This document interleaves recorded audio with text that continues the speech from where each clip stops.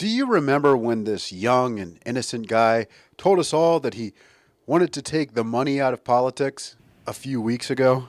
I've talked tonight about the deficit of trust between Main Street and Wall Street, but the divide between this city and the rest of the country is at least as bad. And some of this has to do with the corrosive influence of money in politics. Let's make sure people who bundle campaign contributions for Congress can't lobby Congress. And by the way, at the 2011 State of the Union, he called out the Supreme Court for allowing super PACs to exist.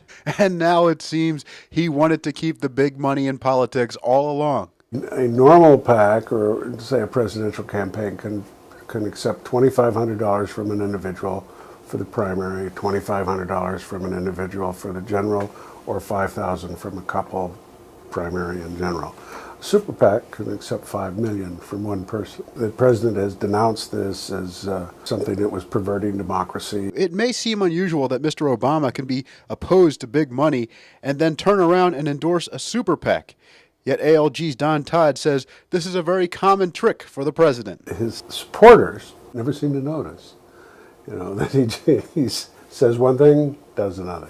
There are harsh realities about those who are funding super PACs. The danger of these super PACs, this super PAC, is that the president has announced that he's going to allow cabinet officers and officials to go out and do fundraisers for these groups. Sounds like those donors are buying access to the administration, and this opens up new opportunities for their business development. Seems like dirty politics. If you, say, run a hospital chain, how much is it worth to you to say a few words to the Secretary of Health and Human Services?